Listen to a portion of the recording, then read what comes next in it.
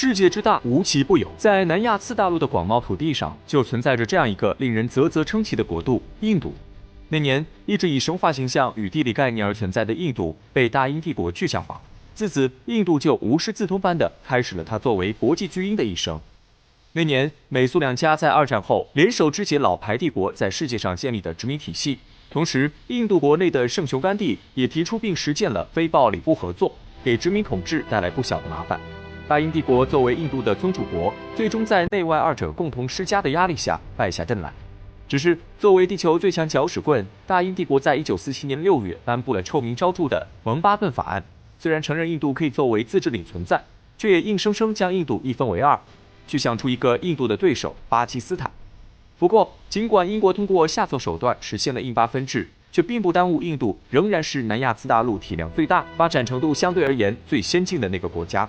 早些年，作为大英帝国在亚洲地区最重要的殖民地，英国人在这里建立过工业设施。在20世纪上半叶，最主要的2场战争中，印度人作为英国人的补充兵力，也曾在各大战场上鏖战数场，有过不错的表现。怎么说，也算是见过大场面的国家。这份实力纵横世界也许还不够格，但在南亚次大陆是绝对足够横着走了。在这里套用一句动漫的台词，实现了独立的印度乃是北非战场印度支那，欧陆风云战场老兵，英勇抗战抗日奇侠，闻风丧胆世界第3的文明古国的神勇无敌大白象是也。在这里，我们数数那些年印度从独立起打过以及招惹过的国家，我们就会知道印度是如何横行无忌的。首先，作为印度主要的对手，巴基斯坦无论如何都逃不过印度的敌视。印巴冲突一直是当今国际社会最主要的地区冲突之一。1947年，双方爆发了第1次武装冲突。此次冲突中，印度占据了克什米尔2/3的土地和3/4的人口，双方的矛盾并未解决。此后，双方先后在1965年和1971年先后爆发第2和第3次印巴冲突，最终导致东巴基斯坦独立为现今的孟加拉国。另外，印度欺软怕硬的特点，在巴基斯坦这样一个拥有能够与其短期分庭抗礼的国家身上，其实体现不深。当我们把视线看向印度周边的小邦小国，我们会猛然间发现，印度实在是一个欺软怕硬、畏威而不怀德的典型。从处于印度掌控下的不丹、孟加拉，到独悬大陆之外的斯里兰卡，再到实际已经被印度吞并的西京，乃至于曾经勇敢彪悍的郭尔喀人的尼泊尔，如今都已经被印度以各种手段拿捏过一番。甘地那他所谓的非暴力不合作理论，也许让人误以为印度是一个平和的国家，但其实印度隐藏在这副精心制作的面具背后的是他狂热的权力欲望。印度那套简而言之就是，遇到你强大的时候，他就赖着恶心你，然后一旦你比他弱一点，他就马上变成吃人的狼。除了好战之外，在我的印象中，印度人还有一个十分鲜明的特点：自以为是。在一家公司中，一旦出现一个问题需要解决，假如这个公司有印度人，那么一定是印度人率先站出来揽下这个活。然后，假如这个问题被他成功解决，那么他会说这个问题是如何简单运营。但倘若不巧，印度人最终没能解决这个问题，那么他就会千方百计地找理由，以遮掩他的失败。也许大家会觉得这种情况发生在一个人身上并不能代表什么，但我想说的是，整个印度上下几乎都是这种风气。作为一名常年混迹国内外各大网站论坛的冲浪选手，印度人总会在各式各样的视频文字下方留下他们那惹人发指一审的评论区留言。在印度人眼中，他们是毫无疑问的文明古国，尽管这个文明古国先后被雅利安人、波斯人、大月氏人、突厥人、蒙古人以及最后的英国人侵略与征服，几百年一次的磕头经历并没有让印度低下他们高傲的头颅。最近一段时间，有幸看到一篇印度人尝试证明古印度是地球上最早掌控核技术国家的文章。令人瞠目结舌的是，文章中举的例子是发生在3600年前的死丘事件。这里暂且不论所谓死丘事件的真实性如何考证，也不说爆炸遗址事实上处于巴基斯坦境内，我只想询问那位脑洞颇大的印度作者，这个故事好像并不能证实印度掌握了核技术，反而好像是在和日本争夺究竟谁第一个遭受核打击的国家这个名头。当然，除了悠久的文明之外，印度强大的军事实力与经济实力也是印度人为自己骄傲寻找的2个注脚。军事层面上不吹不黑，就现在的纸面实力而言，印度的常规军事实力绝对可以排在全球第4。目前，印度军队规模超过100万，这样规模的军队人数，除了现如今的中美俄3巨头之外，几乎无人能及。而除了100万规模的一线部队之外，印度包括边防警察、警卫安全部队在内的2线部队人数更是达到了惊人的200万。当然，现在已经不是那个人数制胜的年代，武器装备的先进程度与在背后提供支持的后勤能力，已经能够在很大程度上决定了一场战争的胜负。而印度在这个方面并不算差。2019年，印度军费预算达到了694亿美元，一度超过法国的658亿，位居世界第3。在这样的背景下，印度军方出手十分阔绰，从世界各国手中购买印度所需的先进武器装备。看看印度的装备。空军1000余架战斗机，其中大部分都是类似幻影2000、米格29这样的3代机。海军方面，印度海军装备有目前世界上基本称得上最先进的基洛级常规动力潜艇，以及150余艘各型号舰艇。除此之外，印度海军对外宣称即将列装印度自行研发的歼敌者核动力潜艇，以及印度真正意义上自建的常规动力航母，其纸面实力一度可以称雄印度洋。除了军事实力以外，印度的经济实力也不容小觑。2019年，印度 GDP 来到了2.875万亿美元的高度，在世界范围内仅次于美、中、日、德4个国家，超越英法俄3国，位居第5。而文化的悠久、军事的强大与经济的发展，都让这个本就拥有强烈发声欲望的国家国民们愈发骄傲自满起来。最后，为什么说印度是国际巨婴？一方面，在南亚次大陆上，印度乃是独一份的大国，可谓天下第一。能够对印度产生威胁的，也就只有巴基斯坦，算半个；背面隔着山脉的邻居中国，算一个。因此，打遍南亚无敌手的印度，自然而然的就产生了坐井观天，不过如此的想法，也就逐渐熊孩子化。另一方面，国际社会对印度的纵容态度，恐怕也是印度变成国际熊孩子的关键因素。纵观历史，印度也不是没有踢到铁板的时候。1962年那场对印自卫反击，无疑把印度南征北战积攒起来的士气狠狠击碎。不过在这里肯定也有人会疑惑，为什么解放军战士在大胜之后反而选择重新撤回双方战前的实际控制线？首先起到决定性因素的肯定是中央的态度与后勤补给的问题。还有一点不得不提，来自英国、美国等北约国家组成的亚洲军事发展态势委员会已经决定向印度提供合计18个旅的武器装备。而就在解放军战士撤退的那天，美国的10架运输机已经满载枪支弹药，降落在印度的加尔各答机场了。而与此同时，那时正值我国与苏联互相指责对方是修正与教条的时候，苏联和我国关系也开始迅速降温。隐约之中，苏联也对印度抱有某种难以言说的期待。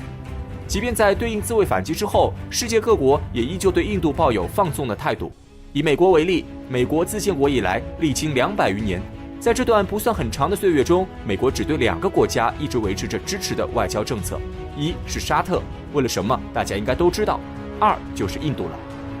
当年北越殴打南越，美国直接出兵帮助南越；当年朝鲜殴打韩国，美国直接出兵帮助韩国；当年委内瑞拉影响美国生意，美国直接给委内瑞拉安了个窝藏毒贩的罪名，也是制裁。唯独印度，当年印度吞并西京，西京政府都跑到美国当流亡政府了，美国却仍然对印度的过分行径视而不见。最过分的是，1998年，印度在贾斯坦邦进行了核试验，此举无疑违反了核不扩散条约。但是就算这样，印度也依旧没有遭到制裁，这就是问题所在。为什么世界各国都这么惯着印度呢？若要问起为什么各国都如此偏爱印度，我们可以从2个方面进行讨论。其中，首先要说的是，各国需要印度这个购买武器装备来花钱眼都不眨的主。我们前面说到了，印度纸面上的军事实力在世界范围内都排得到第4的高位，而这个位置并不是因为印度的士兵有多能打，纯粹只是因为印度舍得下本钱。印度的军队中，俄式、美式、法式乃至土耳其制武器应有尽有，人人都笑印度军队的武器装备是万国牌，叫印度只会摔飞机沉潜艇。可是人人都想卖武器装备给印度，因为摔的飞机印度又不是没有付钱，说不定人家就是财大气粗摔着玩呢。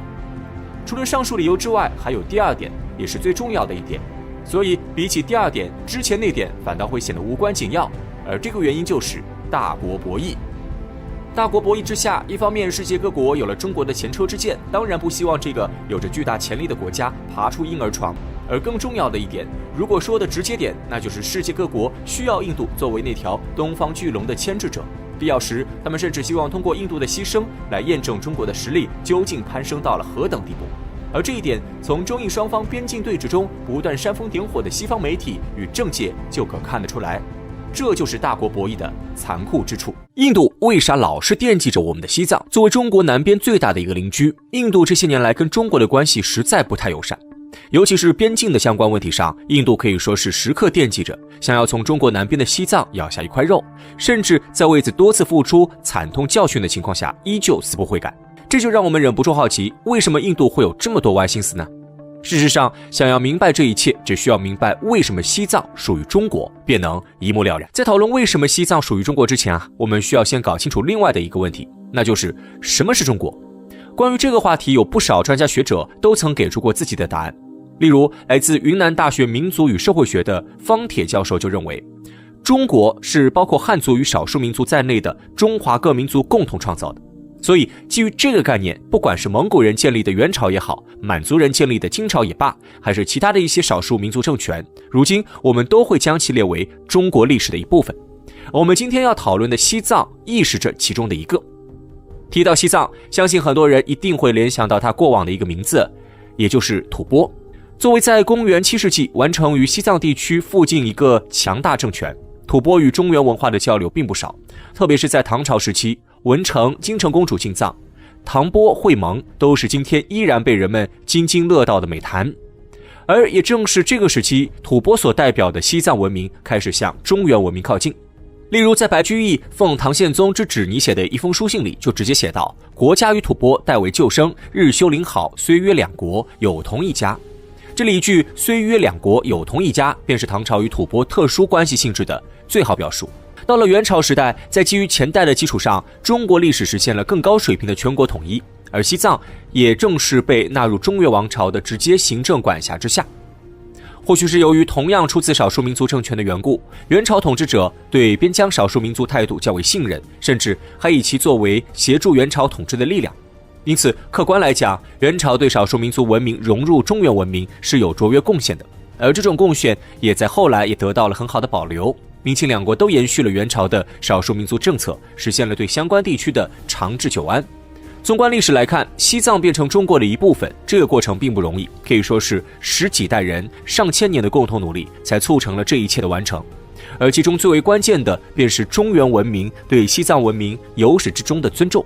那么问题来了，既然西藏融入中国用了上千年，如今更是已成事实，印度干嘛要来撬中国的墙角呢？答案很简单，因为在印度的眼里，西藏实在是太容易得手了。之所以与其他少数民族地区不同，西藏融入中国的过程那么艰难，除了文化政治方面的问题以外，更为重要的莫过于地理上的隔绝。根据史料记载，在清朝时期，光是从成都出发前往西藏拉萨，哪怕在不迷路的情况之下，至少都需要经过将近3个月的路程。由此可见，在古代车马交通不便的情况下，中原与西藏之间虽然看起来近在咫尺，却真实的犹如天堑，用上千年才实现融合，显然就不足为奇了。相比较中国而言，尽管从表面上看，印度一样与西藏隔着天堑，一睹喜马拉雅山脉看着就遥不可攀，但实际上，印度去往西藏的道路却要容易很多。例如，同样是前往拉萨，如果从尼泊尔加德满都出发，仅仅只需要2周的时间，这使得在1949年之前，很多中国民众进入西藏时，往往都需要绕到印度。直到新中国成立以后，花费数百亿修建了318、109国道，才改变了这一尴尬状况。所以，综上所述，如果仅仅基于地理因素考虑，上天显然更加偏袒印度。但历史事实却是西藏成为了中国的一部分，这里就不得不佩服中国人刻在骨子里那种人定胜天的精神属性。如今，印度人之所以惦记着西藏，说白了就是对这种历史事实的不甘心。毕竟，中国人要用上千年爬悬崖才能抵达的地方，自己只需要抬抬腿就可以到达，最终却不属于自己，在印度人的眼里肯定是吃了大亏。再加上一些对历史的误读，最终指引着印度人做出了错误的判断。我们都知道，印度在独立之前曾归属于英国管辖，在那个时候，英属印度实际上就已经开始对西藏动了歪心思。例如臭名昭著的麦克马洪线就是在那个时代的产物。到了1947年，印度终于彻底摆脱英国，实现完全独立。作为自诩的英属印度继承者，印度便自认为可以取得英国统治时期在西藏取得的一些所谓成绩。然而后来发生的一切我们便都知道了，新中国成立，西藏和平解放，印度人的幻想彻底破碎。再往后，印度人也想过模仿英国进行强取豪夺，和一场对应自卫反击战结束，印度人便只敢在边境上叫嚷，偷偷耍些小心思了。历史上不占理，硬实力又拼不过，那么现在的印度天天盯着西藏，又是想要干什么呢？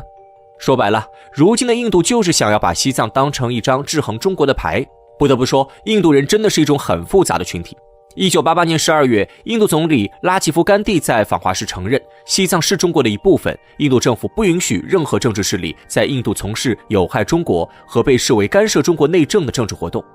到了2003年，印度总理瓦杰帕伊又在访华期间与中国签订正式协议。在这份协议上，印度首次在西藏问题上明确表态，承认西藏自治区是中国领土的一部分。从表面上看，印度的这些表态似乎在积极改善与中国关系，逐渐放弃了基于西藏的错误做法。但事实上，印度真的能够说到做到吗？答案显然是否定的。现实告诉我们，别看谈合作、谈投资、谈钱的时候，印度人有多么乖巧，只要稍微不合他意，印度便会立马跟你翻脸。2016年，莫迪上台成为印度新一届总理，在他的手上，西藏问题逐渐变成了印度制衡中国的手段。在短短的1年时间里，莫迪政府就多次打破两国之间关于西藏的约定，甚至还公开怂恿美国驻印度大使前往藏南。毫无疑问，印度的种种做法都是严重侵犯中国底线的。那么，为什么印度要冒着得罪中国的风险这么做呢？因为在印度看来，这是他通向大国身份的必经之路。印度开国总理尼赫鲁曾公开表示，印度以他现在所处的地位是不能在世界上扮演二等角色的。要么做一个有声有色的大国，要么就销声匿迹。因此，在后续的几十年发展中，印度一直试图提高自己的国际地位。最典型的例子便是5次申请入场，而西藏问题恰好是能够实现这一目标的手段。